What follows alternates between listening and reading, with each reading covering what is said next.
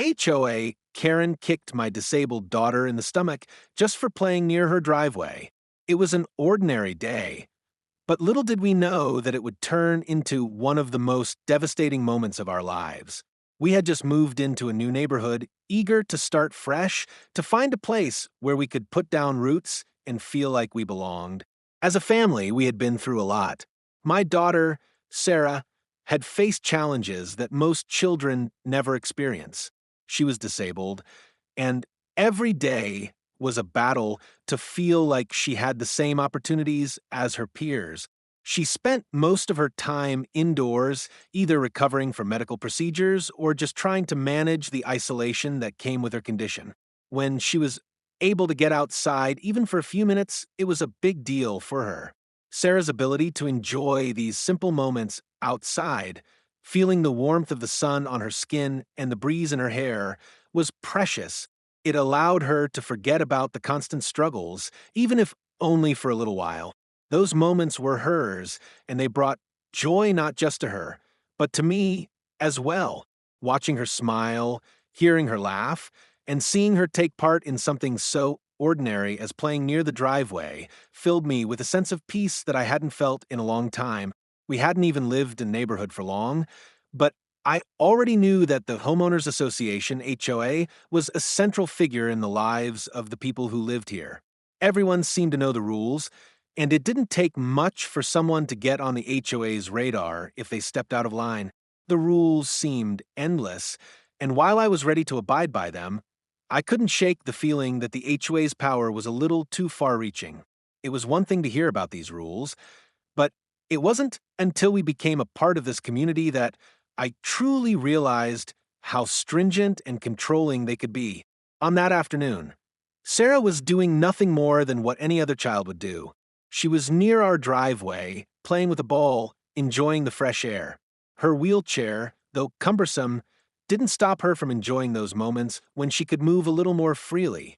There was nothing disruptive about what she was doing. She wasn't causing any trouble, nor was she violating any rules that were apparent to me. In fact, it seemed that everyone, including our neighbors, was simply going about their day, unaware of the tension that was about to unfold. Then, without warning, a figure appeared at the edge of our driveway. A woman, tall, commanding, and exuding an air of authority, approached us with a look of disdain etched across her face. This woman, Karen, was not just any neighbor. She was the self-appointed enforcer of the rules, a person who seemed to derive satisfaction from ensuring that everyone followed the HOA's guidelines to the letter. It wasn't the first time I had heard of her. Stories circulated about how she would report minor infractions and how she held a strict interpretation of the rules that left little room for exceptions. People in the neighborhood had started referring to her as the enforcer, and I had heard enough about her to be wary. As she neared us, her expression hardened, and the smile that had been on Sarah's face quickly faded. Karen didn't greet us with a friendly hello or introduce herself as a concerned neighbor. No, her first words were a harsh command. "Your daughter shouldn't be playing here," she said with a tone of authority, her eyes scanning the yard as if it were her personal domain. "This area is not a playground. Don't you know the rules?" Her words hung in the air, and for a moment I was taken aback by the bluntness of her tone. It wasn't just what Karen said that struck me, but the way she said it. There was an unmistakable judgment in her voice, as though Sarah's presence, her joy, her very existence was an intrusion on something sacred. Karen's disapproval of my daughter's innocent play was palpable, and it was clear that she saw no room for exceptions. There was no empathy, no understanding, just a cold, unwavering belief that rules mattered more than people. I stood there, stunned and speechless for a moment, as Sarah looked up at Karen, her innocent face trying to make sense of the situation. I attempted to explain to Karen that Sarah was disabled and that she was simply enjoying some time outside, something that she rarely got to do. But Karen wasn't interested in any explanation. She wasn't interested in understanding. All she cared about were the rules that seemed to exist for the sole purpose of controlling and policing everyone's behavior. The idea that a child, let alone one with a disability, might need a bit more space to enjoy life didn't seem to matter to her. In that moment, I realized that this wasn't just about a dispute over space or rules. This was about a power struggle, a person who believed that her interpretation of the rules was more important than the dignity or well-being of a child. Karen wasn't merely enforcing rules, she was imposing her will, and her words and actions reflected a complete disregard for the human element of the situation. For her, the rules came before everything else, including common sense and compassion.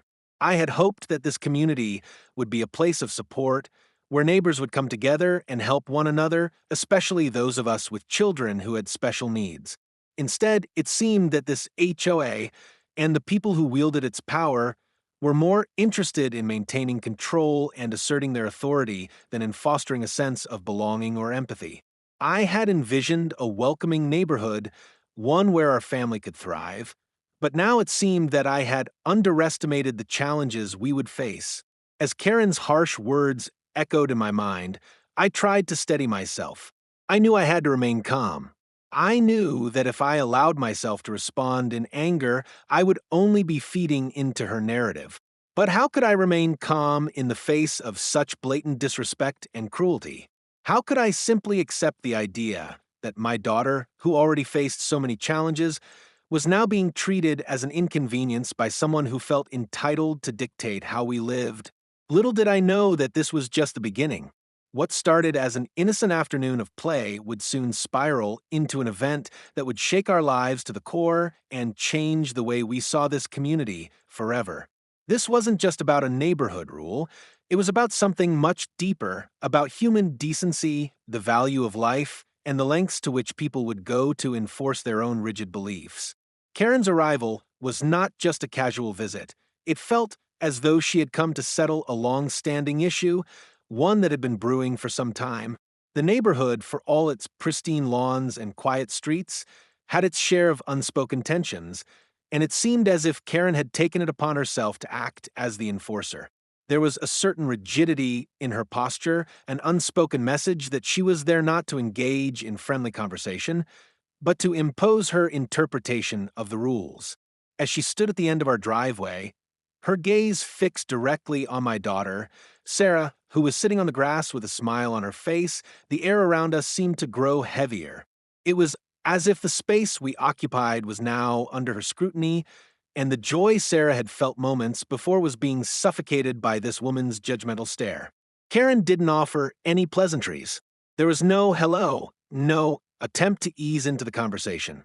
Instead, her first words were a sharp and direct accusation. "Why is your daughter playing here? This area is not for children. Do you not see the rules?" The force of her words hit me unexpectedly, like a sudden gust of wind that knocks the breath out of you. It was as though she were questioning not just Sarah's right to be in her own yard, but my ability as a parent to make decisions for my own family. It wasn't just a statement, it was an attack. For a moment, I stood there, trying to process the weight of her question. I had heard about Karen's obsession with rules, the way she had gone around pointing out minor infractions, always with the attitude that the rules should be obeyed at all costs. But I never expected it to escalate to this level. Sarah, who had faced so many obstacles in her short life, didn't deserve this. She didn't deserve to have her small moments of joy attacked by a stranger who seemed to have no understanding of her condition. My heart sank, and I felt a mixture of frustration and disbelief rise within me. How could someone be so callous, so focused on enforcing arbitrary rules without any compassion? I tried to explain to Karen as calmly as I could that Sarah was disabled. I explained that her mobility was limited and that she could not run or play like other children. The driveway was one of the few places where she could move about freely without the risk of getting too far from us. It wasn't an ideal situation, but it was a compromise we had made for her well-being. I explained that her wheelchair, heavy and difficult to maneuver, restricted her ability to go beyond the immediate vicinity. It was an explanation that seemed so simple to me, yet Karen's response was anything but understanding. Karen's face remained unmoved. Her eyes narrowed further, and I could see the disapproval etched across her features. There was no empathy in her gaze, no recognition of Sarah's limitations.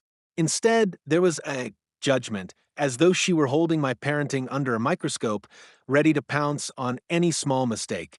Her response, laced with disdain, came quickly. "You're teaching your child that she can do whatever she wants, no matter what the rules say." The condescension in her voice was unmistakable.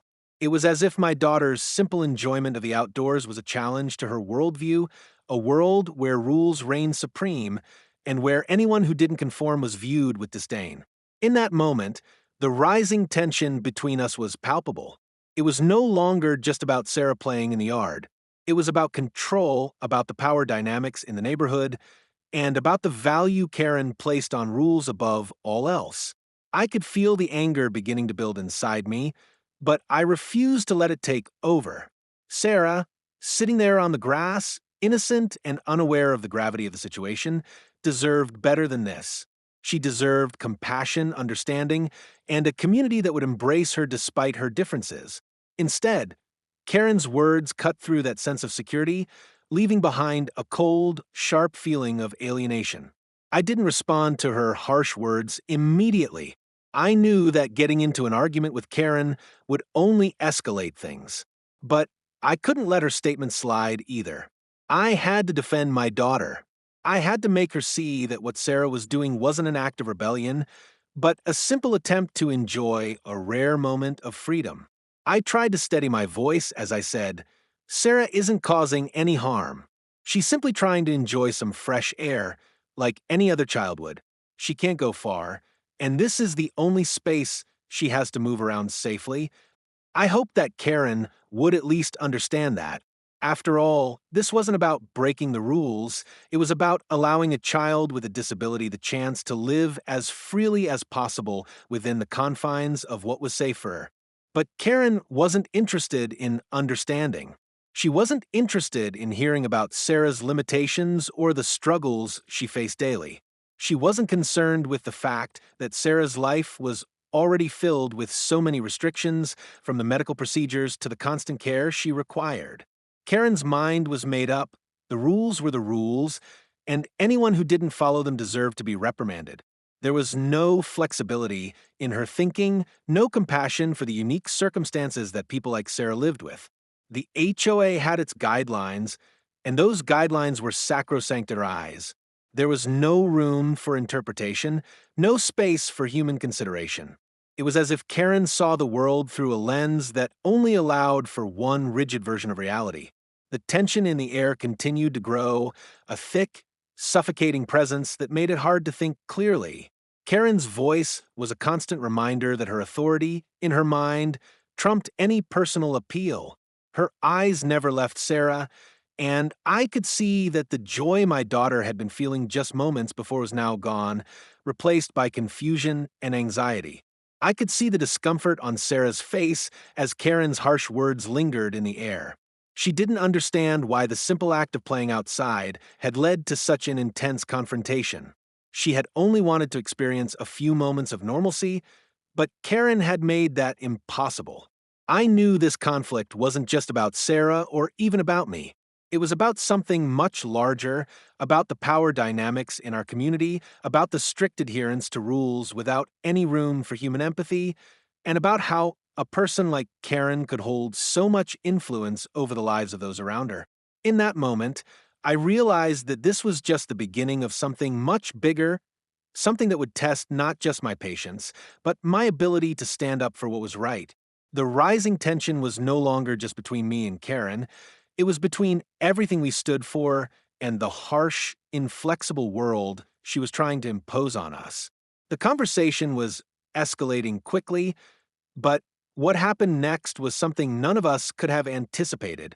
Karen's disapproval had already permeated the air, making it thick with tension, but I still hadn't expected her to act with such aggression. There was a look in her eyes, something cold and calculating, as if she had already decided what needed to be done to correct what she saw as an unruly situation. My heart raced, my pulse quickened, but before I could react, Karen moved with alarming speed. Without warning, she approached Sarah, who was still seated on the ground, trying to make sense of the exchange. Sarah, innocent and confused, hadn't done anything to provoke this woman. She had simply been playing. The sudden shift from words to violence left me paralyzed for a split second. It all happened so fast. Karen raised her leg and kicked Sarah squarely in the stomach. The impact was jarring. Sarah let out a small cry, but it was barely audible over the shock of what had just occurred. The force of the kick knocked Sarah's wheelchair slightly backward. The movement was enough to send her spinning in place, her fragile frame clearly stunned from the force of the blow.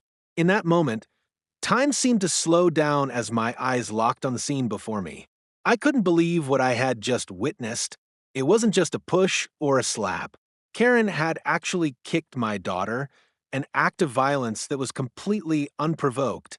My entire body tensed as I rushed to Sarah's side, my voice trembling as I called out to her, desperately trying to comfort her. "Sarah, baby, are you okay?" I whispered frantically, trying to steady her in her wheelchair as she winced in pain. The shock in her eyes mirrored my own disbelief. She didn't fully understand why she was being hurt. After all, she was just playing near her own driveway.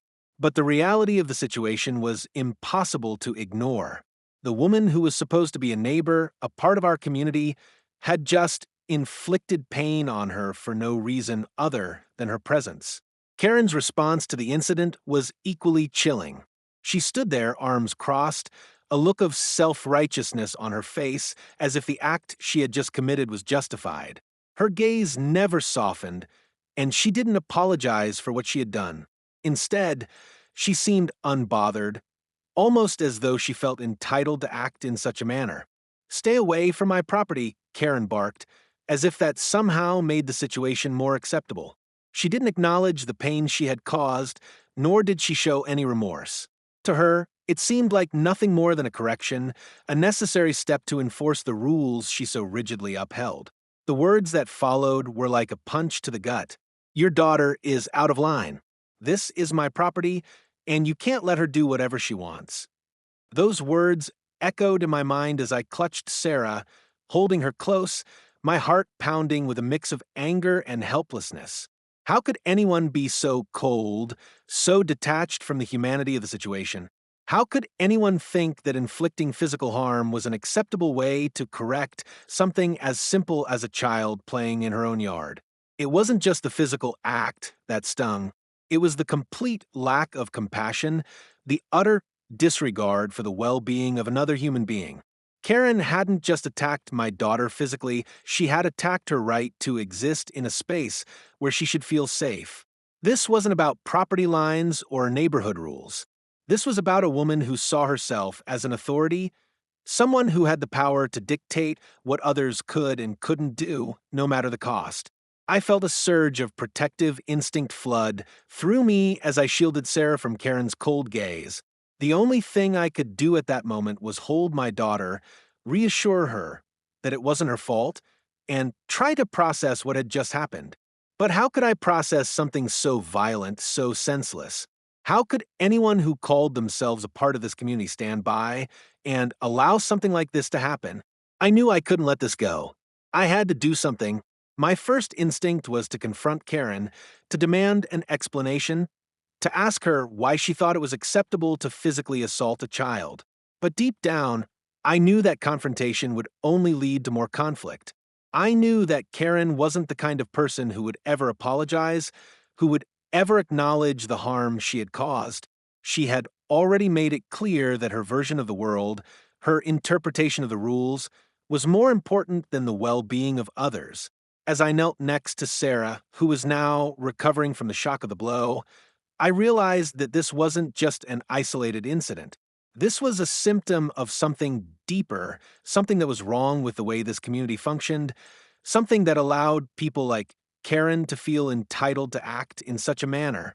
It wasn't just about a single act of violence. It was about a culture of control, a culture where rules and authority trumped decency and humanity. As Sarah's breath slowed and the pain in her stomach started to subside, I made a promise to myself and to her. I wouldn't let this go. I wouldn't let Karen's actions go unchallenged. She needed to face the consequences of what she had done, not just for the sake of my daughter, but for the sake of the entire community. No one should feel unsafe in their own neighborhood, and no one should ever have to endure violence for something as innocent as playing outside. I would take this fight wherever it needed to go, whether it meant calling the police, involving the HOA, or taking legal action. Karen had crossed a line, and I would do everything in my power to make sure she understood the gravity of her actions. But for now, all I could do was hold Sarah, comfort her, and try to make sense of the senseless violence that had just unfolded in front of us. The days that followed the incident were a blur of emotions. Sarah, despite her physical resilience, had been deeply affected by the events of that day. The shock of being kicked, the confusion of being treated with such cruelty by a neighbor, left her withdrawn, quieter than usual. She didn't understand why this had happened to her, why someone who was supposed to be a part of her new community had acted so violently and with such disdain. In her young mind, the concept of neighborly love and community had been shattered in a single painful moment. I, too, was struggling with the aftermath. The rage I had felt in the moments immediately following Karen's assault had given way to a sense of helplessness. What could I do in the face of such callousness? The police, while sympathetic, had explained that without witnesses or physical evidence of injury, it would be difficult to press charges. I was left with the cold reality that what had happened to Sarah and what we had witnessed might never see the justice it deserved. The emotional toll of it all weighed heavily on me, and I found myself questioning the value of living in a neighborhood where such behavior was tolerated, where someone like Karen could freely wield power without consequence. As the shock wore off, I began to see the true extent of the emotional damage. Sarah, usually full of life and laughter, was now hesitant to go outside. The joy she had once found in the small, everyday moments seemed lost to her. She had retreated into herself, choosing to spend more time indoors, away from the world that had so cruelly rejected her. I could see the sadness in her eyes, a sadness that wasn't just from physical pain, but from a sense of betrayal. She had been hurt, and not just by Karen's actions, but by the realization that the world at times could be an unforgiving and cruel place. I knew I had to do something to help her. I couldn't let her feel that the world was against her, that there was no place for her to be herself, to feel safe and accepted. But the question remained, how could I fix something so deep? How could I erase the emotional scars that Karen's actions had left? It wasn't just a matter of comforting Sarah or helping her heal physically. It was about rebuilding her trust in the world around her, in the community we had moved to in hopes of a better life. At the same time, I was battling my own feelings of frustration. I felt a deep sense of injustice, not just because my daughter had been hurt, but because it seemed like nothing would change. Karen was still out there, going about her life as though nothing had happened, while we were left to pick up the pieces of our broken trust. The HOA, which I had initially believed would be a source of support, had been disturbingly silent. No one had stepped forward to offer an apology or even express concern for what had happened. It felt as though the community, the very place we had hoped would be a sanctuary, had turned its back on us. I made a decision that night as I sat with Sarah, comforting her as best I could. I wasn't going to let this go. The more I thought about what had happened, the angrier I became. Not only had Karen violated the most basic principles of decency, but the community had allowed her to continue her reign of fear. I realized that this wasn't just about one woman's actions, it was about a culture of silence, a culture that allowed such behavior to go unchecked. I couldn't accept that. I wouldn't let it happen to anyone else. I started making calls, reaching out to neighbors, to the HOA, to anyone who might listen. I shared what had happened, told people about Karen's violence and the emotional damage it had caused. Some of the neighbors, who had always kept to themselves, began to speak up.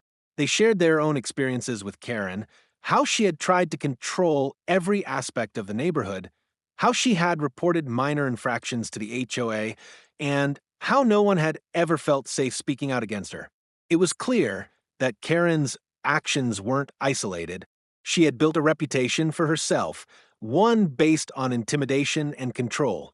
But now, it seemed she had finally crossed a line that even the most silent members of the neighborhood couldn't ignore. The emotional fallout from the incident wasn't just something we could brush aside. It had far-reaching consequences, touching not just Sarah and me, but the entire neighborhood. As more people began to open up about their experiences with Karen, I realized that we weren't alone. What had happened to Sarah was just one example of the kind of toxic environment Karen had fostered.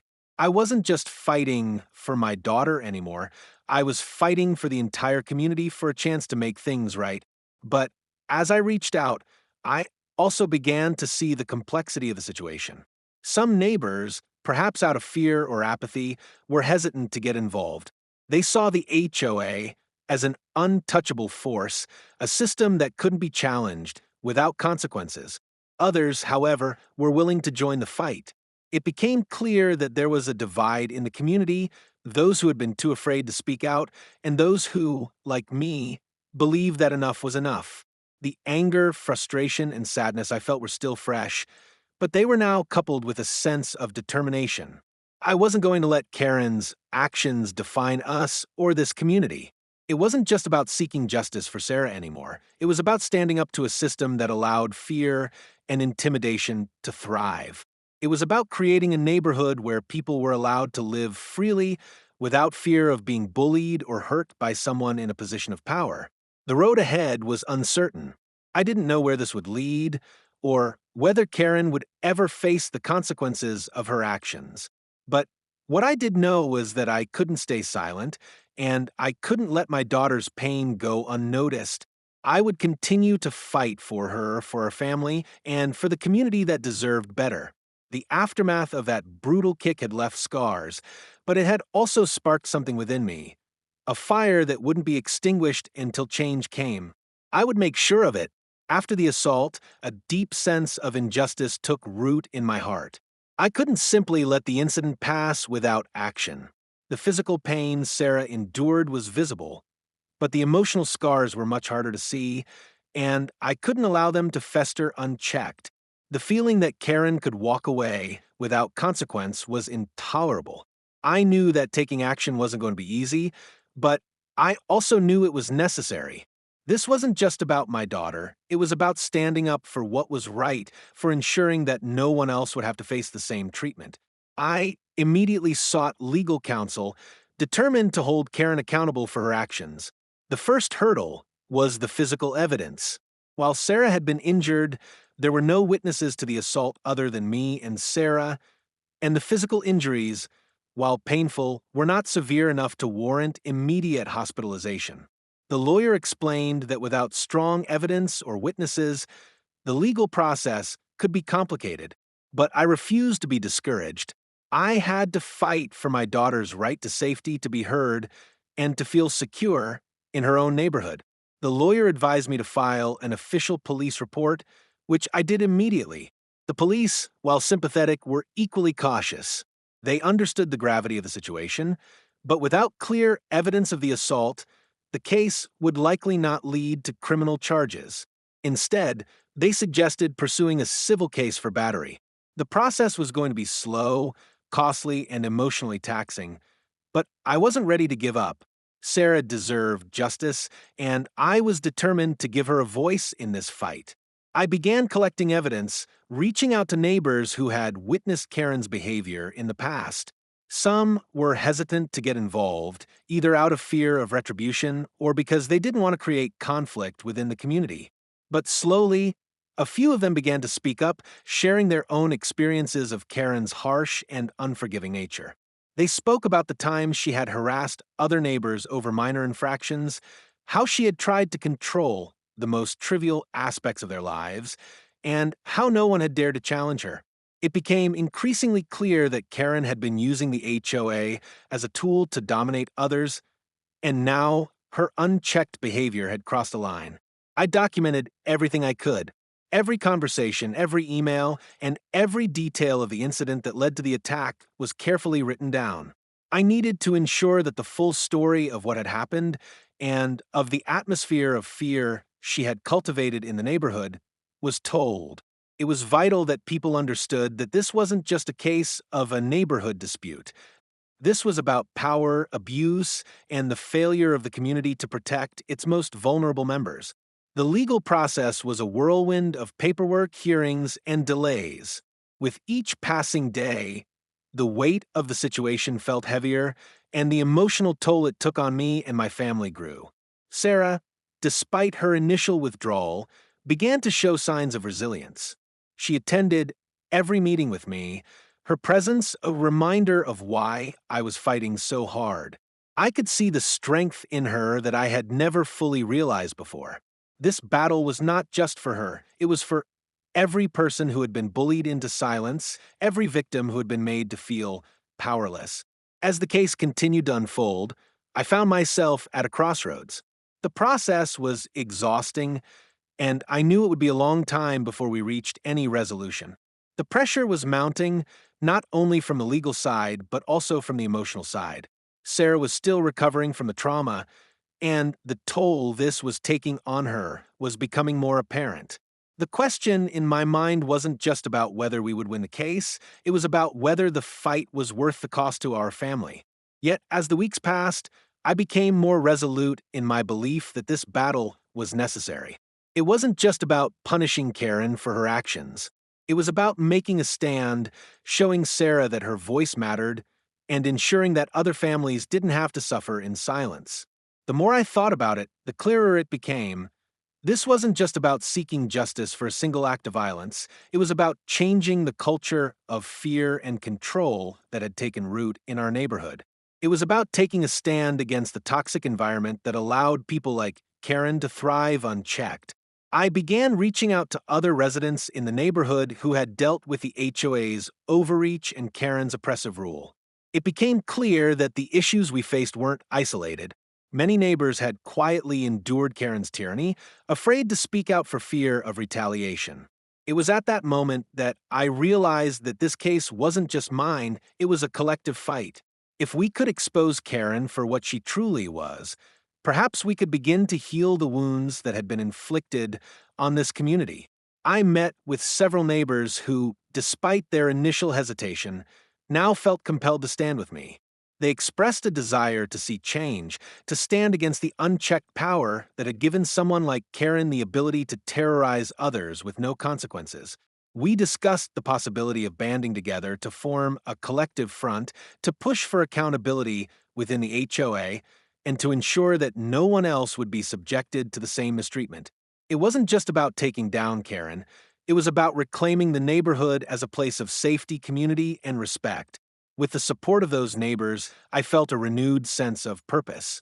We began to organize, filing complaints with the HOA and calling for a review of its practices. The pressure began to mount on the HOA, which could no longer ignore the growing discontent among its residents. The legal case was still ongoing, but now I had a larger, more unified cause. The community that had once been fractured and silent was now beginning to rally together, demanding change and standing against the injustice that had persisted for too long. In the midst of all this, I never lost sight of what this fight was ultimately about: my daughter. The battle was long, and the road was uncertain, but every step we took was a step toward ensuring that Sarah and every other child would be able to play outside without fear of being attacked or judged. It was about teaching her that even when the world is harsh, standing up for what's right is always worth the fight. And with every action, every call for justice, I knew we were moving closer to making that a reality, not just for Sarah, but for everyone in our community who deserved to feel safe, valued, and heard. After months of legal battles, public outcry, and the emotional toll it had taken on Sarah and me, the moment of resolution finally came. The weight of the situation had been unbearable at times, but as we stood at the threshold of justice, I realized how far we had come. What started as a single violent act had sparked a wave of change that we hadn't anticipated.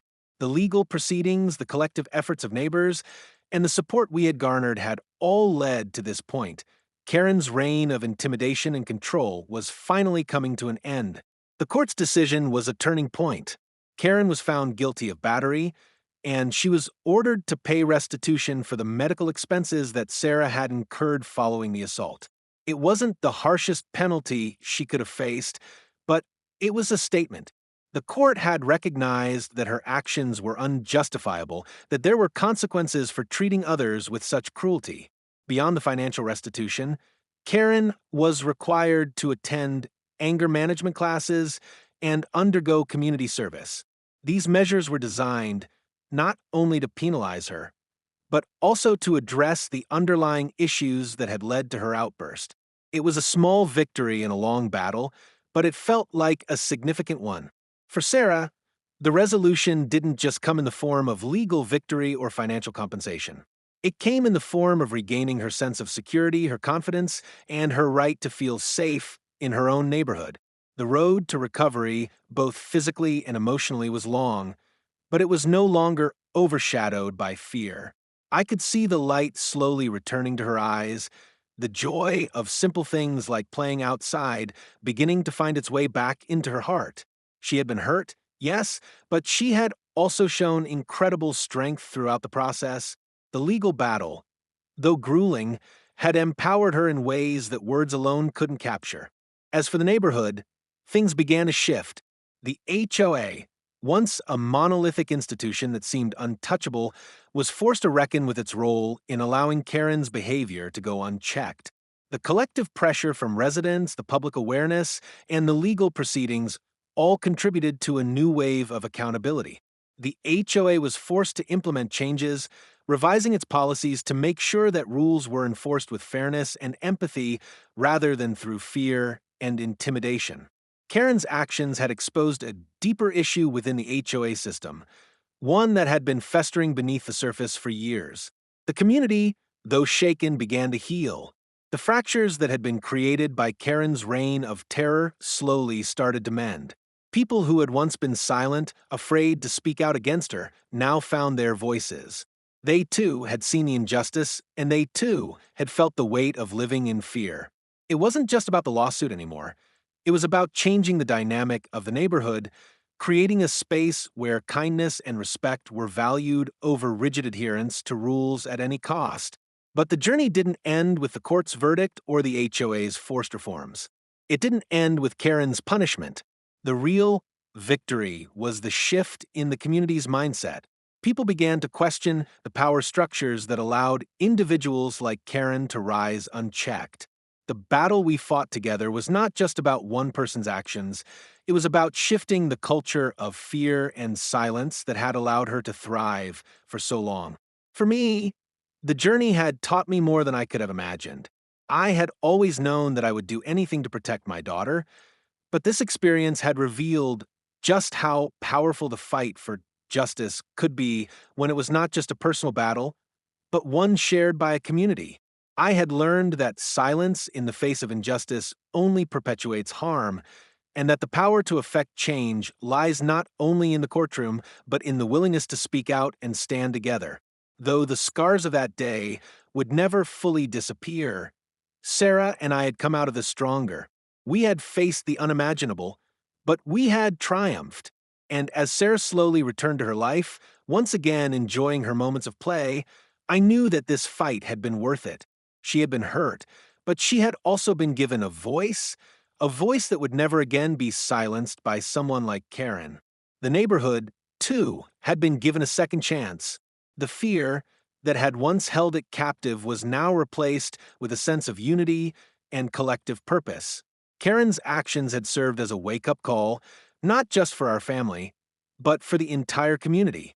And in the end, we all emerged stronger, more aware of the power of standing up for what's right, and more committed to ensuring that no one would ever again be allowed to wield their power in the same way. As we moved forward, I knew that life would continue to present challenges, but I also knew that we had the strength to face them. We had fought for justice, for dignity, and for the right to live without fear. And in the end, that was the greatest victory of all. The victory in the courtroom, though significant, was just one piece of a much larger puzzle. As the news of the verdict spread, the community's reaction was mixed, revealing the complexities of living in a tightly knit neighborhood governed by the whims of the HOA. Some neighbors were quick to show their support, rallying behind us, and eager to stand up against the bullying that had been allowed to flourish for so long. They reached out with messages of solidarity, offering their help and expressing their discontent with the way Karen had abused her position of power. Their words were like a balm for the emotional wounds we had sustained. It felt good to know that despite everything, there were people who cared about what had happened to Sarah, people who wanted to make sure something like this never happened again. However, not everyone shared our sentiment. Some neighbors, many of whom had kept their heads down for years, were less than enthusiastic about the legal proceedings. A few seemed to believe that we had made a mountain out of a molehill, questioning why we had made such a fuss over a single incident. They expressed discomfort at the attention our case had garnered, suggesting that we should have let it go and moved on. In their view, challenging the HOA and airing our grievances publicly had upset the peace of the community, and they felt that it was better to leave things in the past and not cause further division. To them, the HOA's rules were sacred, and any challenge to its authority was a step too far. It was clear that for some, Karen's actions weren't the issue. They saw the real problem as the disruption to the status quo. For them, the HOA's power, even if it had been misused, was something that needed to be respected. They felt uncomfortable with the idea of questioning authority, especially when it came to an institution as powerful and entrenched as the HOA. It was disheartening to hear their opinions, especially when they seemed to completely disregard the pain Sarah had gone through. But this, too, was a revelation. It showed just how deep the control of the HOA ran and how much power Karen's behavior had accumulated over the years. It wasn't just a personal issue, it was part of a much larger system that had allowed her to thrive at the expense of others.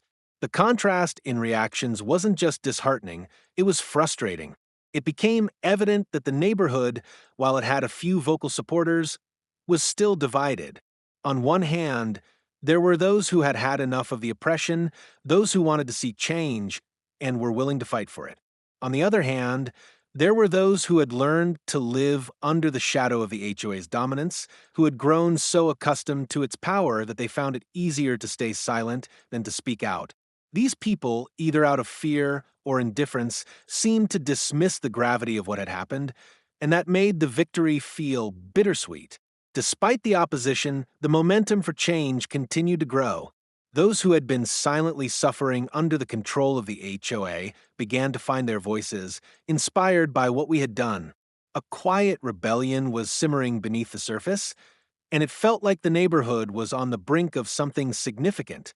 People who had once been afraid to speak out now began to openly share their frustrations with the way the HOA had been operating and with the way Karen had been allowed to terrorize the community without consequence. There was talk of forming a new group, a coalition of residents who would work together to hold the HOA accountable and ensure that no one else would be subjected to the same kind of mistreatment that we had faced. However, this sense of unity came with its own challenges. The HOA, despite the legal ruling, continued to act with the same air of unshakable authority. Karen, having been slapped with the legal consequences of her actions, still had her supporters within the HOA, and those who felt that her enforcement of the rules had been justified were unwilling to let her fall from grace. As a result, there were backroom discussions, closed-door meetings, and under-the-table deals to minimize the impact of the ruling, to keep the community under control, and to prevent any future attempts at challenging the established power structure. It became clear that this wasn't going to be an easy fight, and that the battle for true change within the community would require more than just a legal victory. It would require a cultural shift, a complete rethinking of how the neighborhood was governed and how its residents treated one another. Despite these challenges, I continued to push forward. I knew that the path ahead wouldn't be easy and that it would be filled with resistance.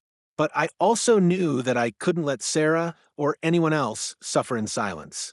The way things had been allowed to unfold had to change. The community had to become a place where everyone felt safe, where kindness and respect were the guiding principles, not fear and control. The more I engaged with the community, the more I realized how important it was to have these uncomfortable conversations. I was no longer just fighting for justice for Sarah. I was fighting for a better, more compassionate neighborhood, one where no one had to live in fear of being harassed or belittled by someone like Karen. While the HOA's grip on the neighborhood was still strong, the tide was beginning to shift. More and more residents were joining the conversation, and I could feel the weight of the community's collective energy building. The fight for change was not just about one person, it was about the future of the entire neighborhood. And while the path would be long and difficult, I was more determined than ever to continue the struggle. Through all of this, Sarah's spirit began to return. Slowly but surely, the joy that had been taken from her was starting to find its way back into her life. She began playing outside again, though now with a cautious awareness of the world around her. But she no longer felt the paralyzing fear that had gripped her after Karen's attack. She had reclaimed her space, her freedom, and with it, her confidence. That in itself felt like a victory, a small one perhaps, but a victory nonetheless. As for Karen, her influence in the neighborhood was waning. Though she continued to hold a position within the HOA, the power she once wielded with impunity was now being questioned. No longer could she rely on fear to keep people in line. The community had begun to see her for what she truly was. Someone who abused her position for personal gain, someone who had caused harm and left a trail of emotional destruction behind her. The more we spoke out, the more Karen's reputation deteriorated. And though she may never fully understand the consequences of her actions, the community would not let her forget them. The road to healing and change was far from over, but with each step, I could feel the weight lifting. The community was starting to shift, and we were starting to heal. The battle was far from won, but it was a fight that needed to be fought, both for Sarah and for the future of our neighborhood. And we were determined to see it through, no matter what. As the dust began to settle after the legal battle, the weight of everything we had endured started to hit me. The months of stress of fighting for justice had taken their toll on Sarah and me. But amidst the challenges and the exhaustion, I realized we had accomplished something far greater than simply winning a case. We had started a ripple, a shift in the community that would hopefully lead to lasting change. Karen's ability to intimidate others had been broken, and while the emotional scars from the incident remained, both Sarah and I were learning to heal. Sarah, despite everything, showed an incredible amount of resilience. She had been through so much, from the physical pain of the assault to the emotional toll of feeling unsafe in her own neighborhood. But she was slowly reclaiming her right to joy. Her laughter, which had been absent for so long, was starting to return. It wasn't just about her playing in the yard again, though that was important.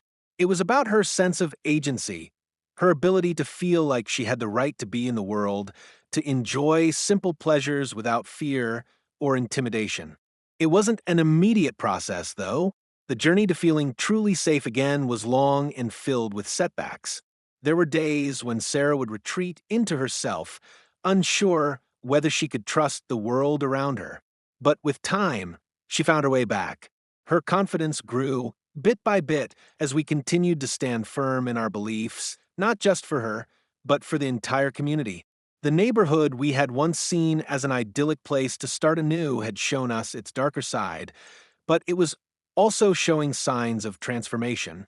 People who had once been silent, too afraid to speak up, were now finding their voices. And that was something that gave me hope.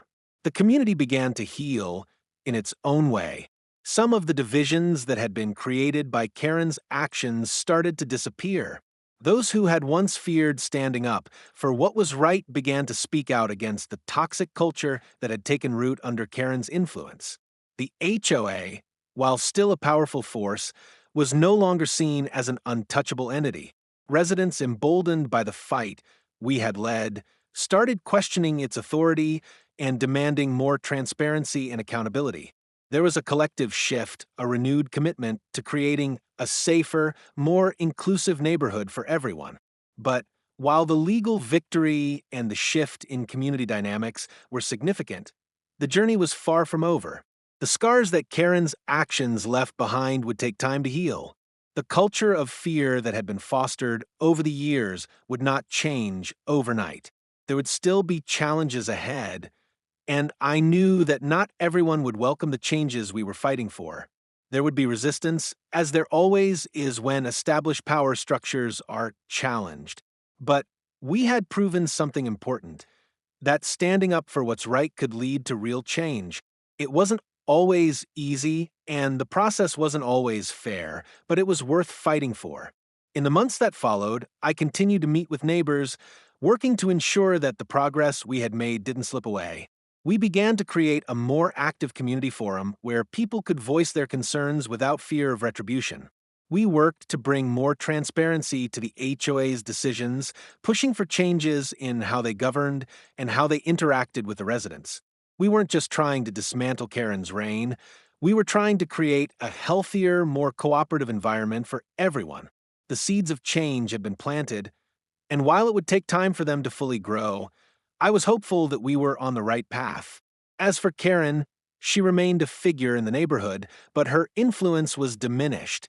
The legal consequences she faced, though not severe, had served as a public reminder that there were limits to how far she could go in her abuse of power. She didn't apologize or show remorse for her actions, but I didn't need her to. What mattered was that she could no longer operate with impunity. Her reputation, once built on fear, had been shattered, and though she may never truly understand the full extent of the damage she caused, the community had learned an important lesson: that no one should be allowed to wield power over others without accountability. The fight for justice, for change, had been hard fought, but it had been worth it. For Sarah, it was about regaining her freedom to play, to laugh, to be herself without fear of being attacked or judged. For me, it was about standing up to a system that valued rules over people, that allowed cruelty to fester in the name of control. We had learned that sometimes standing up for what's right doesn't just change your own life, it changes the lives of those around you. And so, life slowly returned to normal. We didn't forget what had happened, but we didn't let it define us either. The scars were still there, but we were healing. The neighborhood was healing. And together, we had created a community where the values of kindness, empathy, and respect would always take precedence over fear and control. It wasn't the end of the fight, but it was a new beginning. One where the voices of the oppressed were no longer silenced, where the actions of one person no longer had the power to destroy the lives of others. And as Sarah, with her renewed confidence, played outside once more, I knew we had won more than just a legal battle. We had won back our sense of security, our dignity, and our right to be free. That, to me, was the greatest victory of all. If you've been following our journey and believe in standing up against injustice, then don't forget to hit that subscribe button and join the fight for a safer, fairer community. Share your thoughts, experiences, and support in the comments below, because together we can create a neighborhood where everyone feels heard and protected. If you're ready to take a stand and see more powerful stories like this, subscribe to HOA Denied Access for the latest updates, insights, and solutions that will help change the way you look at homeowners associations. Don't let your voice be silenced. Let's make our communities better together.